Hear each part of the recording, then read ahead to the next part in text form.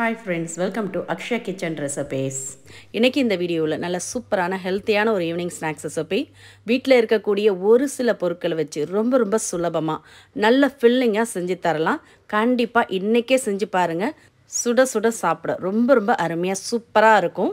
எப்பவும் நம்ம வழக்கம் போல் செய்கிற மாதிரி இல்லாமல் அரை கப் பால் வச்சு இது மாதிரி ஒரு முறை செஞ்சு கொடுத்து பாருங்கள். வைக்க சாப்பிட்டுக்கிட்டே இருப்பாங்க. அந்த அளவுக்கு நல்ல பஞ்சு மாதிரி சாஃப்டாக இருக்கும். வாங்க எப்படி செய்யறதுன்னு பார்க்கலாம். இதை செய்யறதுக்கு ரொம்ப நேரம் எடுக்காது. ஒரு 10 நிமிஷத்துக்குள்ளேயே ஈஸியாக செஞ்சிடலாம். இப்போ இதை செய்யறதுக்கு ஒரு மிக்சிங் பவுலில் அரை கப் அளவுக்கு ரவை, வறுத்த ரவை வறுக்காத ரவை எதுவாக இருந்தாலும் சேர்த்துக்கலாம். கூடவே அதே கப்பில் அரை கப் அளவுக்கு காய்ச்சி ஆறின பால் சேர்த்துக்கலாம். சேர்த்து ரவையோடு நல்லா கலந்துட்டு இதை அப்படியே ஒரு பிளேட் போட்டு மூடி வச்சிடலாம். 5 நிமிஷம் அப்படியே ஊறட்டும். ரவை பால் எல்லாத்தையும் உறிஞ்சி நல்லா சாஃப்டாக ஊறி வரட்டும். அப்படியே மூடி வச்சிடலாம்.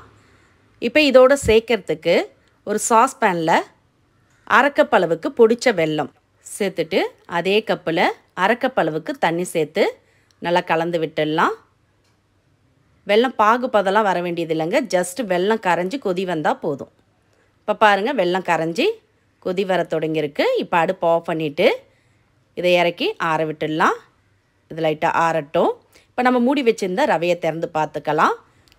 ரவை நல்லா பால் எல்லாத்தையும் உறிஞ்சி நல்லா சாஃப்டாக ஊறி இருக்குது பாருங்கள். 5 நிமிஷம் தான் மூடி வச்சேன், அதிலே நல்லா ஊறி இருக்குது. இப்போ இந்த ஊறின ரவையை மிக்சர் ஜாருக்கு மாற்றிக்கலாம். பால் எல்லாத்தையும் உறிஞ்சி நல்லா திக்காக இருக்குது பாருங்கள். இது எல்லாத்தையுமே அப்படியே மிக்சர் ஜாருக்கு மாற்றிக்கலாம். மாற்றிட்டு இப்போ இதோட 1/4 கப் அளவுக்கு பச்சரிசி மாவு, அரை கப் ரவை எடுத்தோம். அதே கப்பில் 1/4 கப் அளவுக்கு பச்சரிசி மாவும் 1/4 கப் அளவுக்கு கோதுமை மாவும் சேர்த்துக்கலாம்.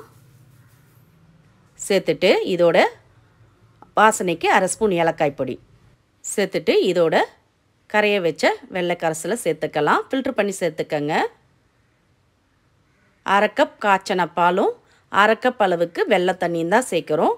அதுக்கு மேலே எக்ஸ்ட்ரா தண்ணி சேர்க்காதீங்க. இப்போ இதை நல்லா ஒரு ஓட்டி எடுத்துகிட்டு வந்துடலாம்.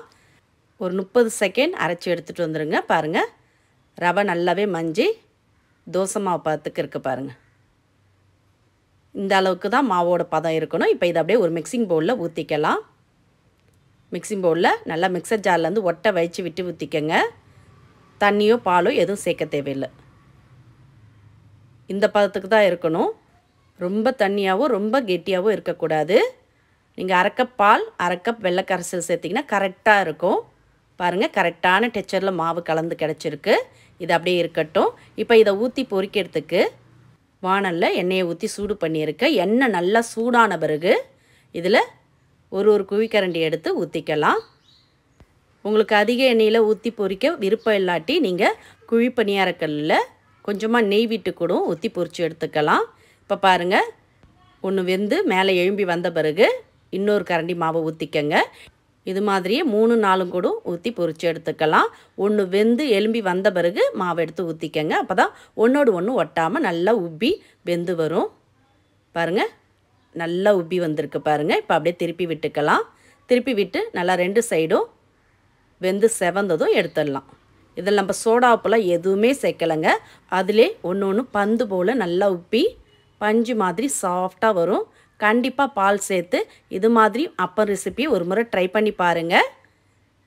இப்போ எடுத்துட்டு மீதமுள்ள மாவையும் இது மாதிரி ஊற்றி பொரித்து எடுத்துக்கலாம். சிம்பிளாக மாலை நேரத்தில் டீ காஃபியோட சுட சுட இது மாதிரி ஸ்கூல் விட்டு வரும் பசங்களுக்கு ஹெல்த்தியாக செஞ்சு கொடுங்க. தட்டில் ஒன்று கூட மெச்ச வைக்காமல் சாப்பிட்ருவாங்க.